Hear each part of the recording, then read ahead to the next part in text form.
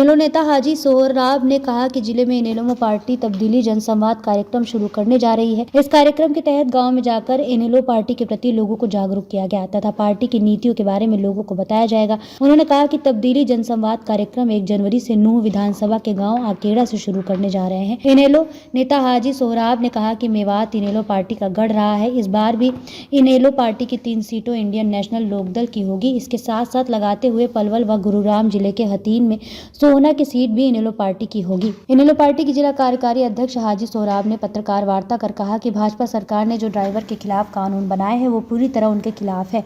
इनेलो party इस कानून को लेकर ड्राइवरों के साथ खड़ी है। उन्होंने कहा कि आज ही चौधरी अभय सिंह चौटाला से उनकी बात हुई है और चौधरी अभय सिंह चौटाला सभी ड्राइवरों के साथ कंधे से कंधा मिलाकर खड़े हैं। हाजी सोहराब ने कहा कि मेवात में 70% लोग ड्राइवरी का कार्य करते हैं जिनका रोजगार ड्राइवरी से ही जुड़ा हुआ है, लेकिन जो सरकार ने ड्राइवरों के खिलाफ कानून बनाए हैं उसमें ड्राइवरों में ही नहीं बल्कि सभी वर्ग के लोग इस कानून से दुखी हैं और वह इसके लिए ड्राइवरों के साथ मिलकर उनकी आवाज़ उठाने का काम करेंगे और उनके हकों की लड़ाई लड़ेंगे। इतना ही नहीं, उन्होंने कहा कि मेवात में सरकार ने कोई रोजगार देने का काम नहीं किया बल्कि रोजगार छीनने का काम किया। उन्होंने कहा कि यहाँ के राजनीतिक घरानों ने भी मेवात के लोगों को पीछे ढकेलने का काम किया है। उन्होंने मेवात के लोगों को कोई यूनिवर्सिटी नहीं दी, जबकि प्रदेश के दूसरे जिलों में बड़ी बड़ी यूनिवर्सिटी और बड़े बड़े शिक्षा संस्थान खुले हुए हैं। सबसे पहले मेरा आप सबको अस्सलाम वालेकुम, जय हिंद, नमस्कार। और दूसरा, मैं सारे मेवातवासियों को और देशवासियों को नव वर्ष की शुभकामना देना चाहता हूँ।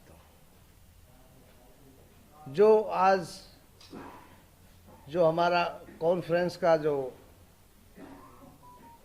मतलब है वो एक तब्दीली जनसंवाद,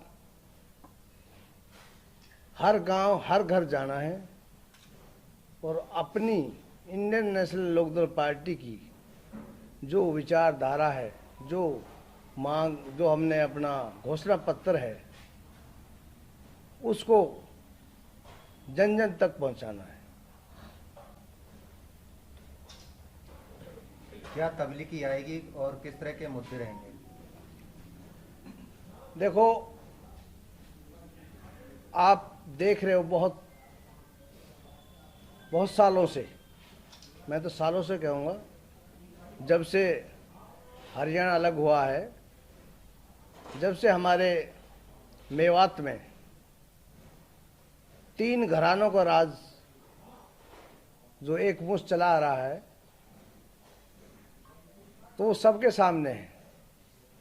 मेवात आज जो एक लफ्ज़ जो मेवात के ऊपर लगा हुआ पिछड़ापन, सबसे ज़्यादा पिछड़ापन मेवात है आज।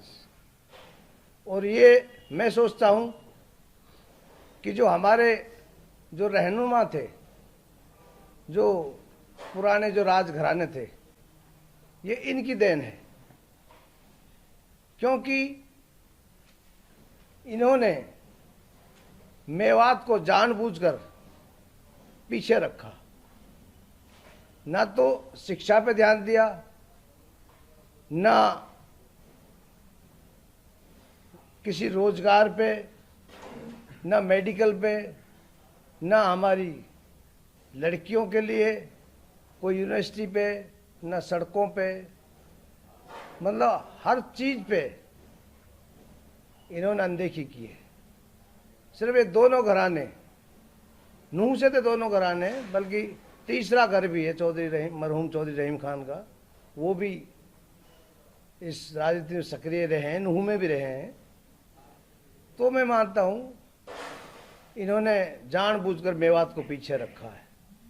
और अब जो कुछ दिनों से जो एक युवा तबका, जो नौजवान जो पीढ़ी है, आज मैं समझता हूँ शिक्षित है और वो अपने भविष्य के बारे में सोच रहे हैं और ये करके भी दिखाया। अभी चंद दिन पहले जो राजस्थान का इलेक्शन आया, वहाँ भी एक पुराने घराने का ही राज था, जो आज ये युवा ने जो करके दिखाया तो ये लफ्ज़ जो स्लोगन था पहले तो बदलाव का था, जो हमने जो अपनी पार्टी का जो ये स्लोगन रखा है, जो लफ्ज़ तब्दीली, लफ्ज़ों का फ़र्क है। हमने जो तब्दीली लानी है, तब्दीली जन संवाद, हमने हर घर जाना है, हर गांव में, और सारे युवाओं को, अपने बुजुर्गों को, अपने माताओं बहनों से सबको आगाह भी कराना है। और अपनी पार्टी की जो हमारे नेता चौधरी अभय सिंह चौटाला,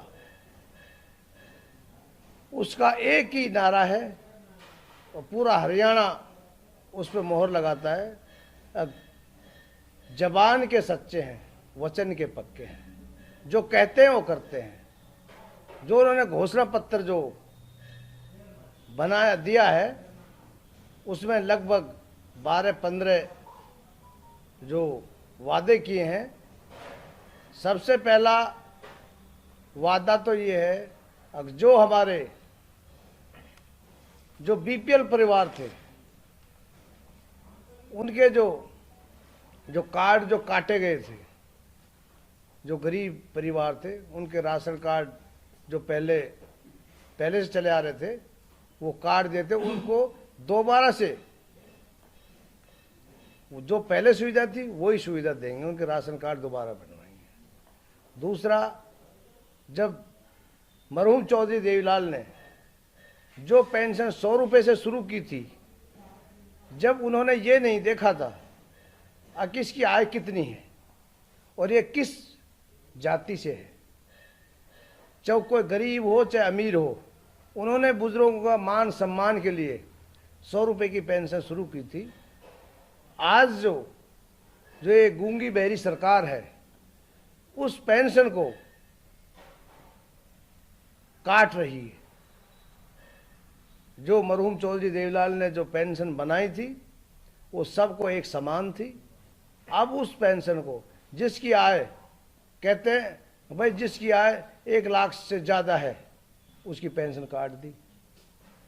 तो हमारे जो नेता चौधरी अभय सिंह चौटाला जी, उसका वादा है, मैं ब्याज के जिन बुजुर्गों की पेंशन कटी है, उसको मैं ब्याज के वापस घर पे पहुंचाएंगे।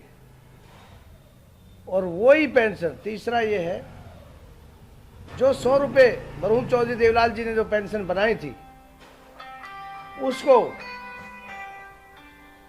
अब 7500 रुपये हर एक, चाहे बुजुर्ग हो चाहे माता हो, दोनों को 7500 रुपये, दोनों के 15,000 रुपये बनते हैं। तो हमारी सरकार इंशाल्लाह आएगी और हमारे नेता का जो वादा है, उसको 7500 रुपये पेंशन बनाएंगे। तीसरा, गरीब आदमियों के, हर बीपीएल परिवार से संबंधित है, उसको 100 गज जमीन में पक्का मकान बनाकर देंगे। ये बहुत सी जो घोषणाएं हमारे नेता ने जो की है, जैसे हर घर में एक सरकारी नौकरी देंगे, और जो बाकी जो युवा जो नौकरी से रह जाएंगे, उनको 21,000 रुपये प्रति माह भत्ता देंगे, क्योंकि उसको मायूस ना होना पड़े। और ये तो हमारे नेता की करीबन 12 या 15 घोषणाएं हैं। जो सर, ये प्रोग्राम कब से शुरू किया जा रहा है और कौन से गांव से शुरू किया जाएगा?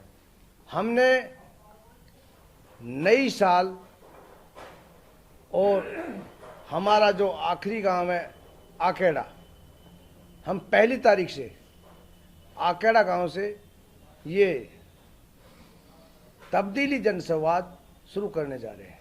सर, आपने कहा कि राजस्थान के मेवात में सफाया हो गया बड़े घरानों का, क्या इस नूह में भी सफाया होगा? इंशाल्लाह हमें पूरी उम्मीद है, जैसे राजस्थान में सफाया हो गया, ऐसे ही हरियाणा में बल्कि मेवात में तो 3 सीट है और 2 सीट और है हमारी जो मेवात के टच में है, जिन पे हमारा मोमेडन का जो ज़्यादा वोट परसेंटेज है, लगभग ये 5 सीटें हैं।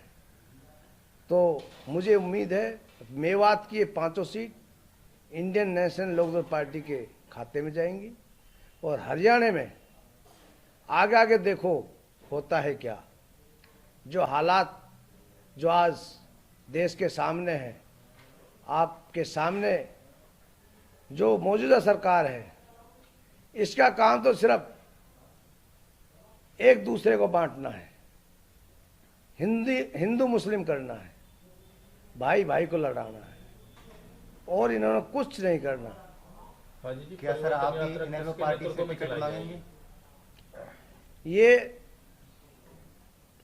जो जन संवाद जो हमारी ये यात्रा है, मैं खुद इसको लेके चल रहा हूँ। हमारी जो पार्टी के नेता हैं, और मैं तो कहूँ आने वाला सीएम चौधरी अभय सिंह चौटाला जी के आदेश भी हैं, हर गांव में जाओ और हर घर में जाओ। ये तब्दीली मुहिम जो चलाई जा रही है पूरे हरियाणा में चलाई जा रही है या फिर नूह जिले में ही चलाई जा रही है? ये तो हमारा सिर्फ एक नूह का मसला है। ये तो मैंने आप जैसे जो बुद्धिजीवियों से बैठ के जो मशवरा किया है, हमने अपने नूह हलके के लिए ये तब्दीली जनसंवाद का जो प्रोग्राम किया है, बल्कि पूरे हरियाणा में एक जो परिवर्तन रथ यात्रा वो पहले से ही चल रही है, तो उस पर काम बराबर चल रहा है। वो भी यही सेम, वहाँ परिवर्तन रथ यात्रा है, यहाँ तब्दीली जनसंवाद। तब्दीली जनसंवाद आप करने जा रहे हैं, क्या हकीकत में 2024 में इसका असर देखने को मिलेगा? बिल्कुल मिलेगा, मुझे पूरी उम्मीद है। लोग बदलाव चाह रहे हैं, इन दोनों घरानों से छुटकारा पाना चाह रहे हैं। और आप देख लो, हर युवा के जबान पे जो लफ्ज है वो तब्दीली का है। सर नू की टिकट आप लेके आएंगे या अभी रहमान? इंशाल्लाह मुझे पूरी उम्मीद है, क्योंकि अगर हमारे यहाँ मेवात में जो गोत्रपाल है उसका भी वो बनता है। हमारे यहाँ नूह से पहले चौधरी आफ्ताब अहमद जी कांग्रेस से हैं, मौजूदा विधायक हैं। उनका एक गांव है, 150 वोट है उनकी। चौधरी जाकिर हुसैन है, वो बीजेपी में है, उनकी 8000 वोट है। सबसे ज़्यादा वोट परसेंटेज हमारा है, जो दहंगल घासेड़िया पाल है, हमारी 48,000 प्लस वोट है।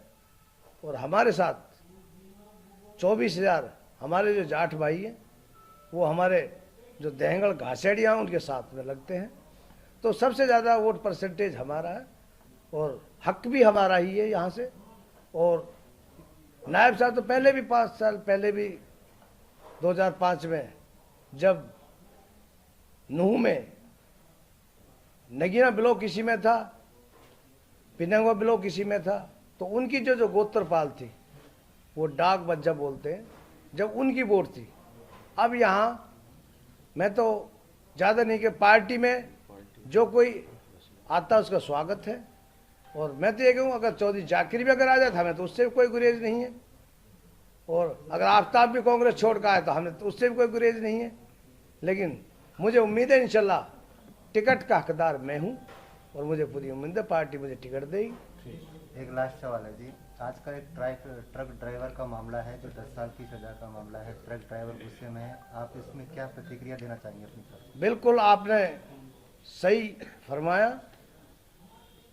हमारी party Indian National Lokdal party, हमारे नेता चौधरी अभय सिंह चौटाला जी और हमारे प्रदेश अध्यक्ष जो नफी सिंह राठी जी, मेरी सुबह फ़ोन पे बात हुई, तो उनका आदेश है हमारी party Indian National Lokdal party ड्राइवरों के साथ खड़ी है। और जो ये कानून बनाया है सरकार ने, हम इसके खिलाफ हैं, इसका विरोध करेंगे। और हम ड्राइवर भाइयों के साथ जहाँ भी हमारी जरूरत पड़ेगी, हमारे नेता की जहाँ जरूरत पड़ेगी, सड़क से लेकर कोर्ट तक हम ड्राइवर भाइयों के साथ हैं और इंशाल्लाह पूरा साथ देंगे। इस कानून को हम कैंसिल करवा के छोड़ेंगे और हमारी अगर सरकार आ गई तो इंशाल्लाह उसमें तो कोई दिक्कत ही नहीं है। जहाँ तक बात की जाए, मेवात का 50,000 से अधिक ड्राइवर है, अगर वो छोड़ते हैं ड्राइवरी तो मेवात को कितना नुकसान दिखता है? मैं तो देखो, मेरी सोच अपनी ये है अब कि ये सारी एक सोची समझी साजिश है और सारा जो फोकस है जो मौजूदा सरकार है, हमारे जो मेवात में जो भी युवा है कोई रोजगार तो है नहीं, सिर्फ एक ड्राइवरी का रोजगार है। तो ये सरकार ये सोचती, ये देखती है अब इनका सोर्स क्या है, तो हमारे मेवात का सोर्स तो ड्राइवरी है। तो इन्होंने जानबूझ के ये कानून लाए और मैं तो ये कहूँ कि एक स्पेशल एक हमारे ऊपर एक अटैक किया है और हम इससे बिल्कुल दुखी हैं, नाराज हैं।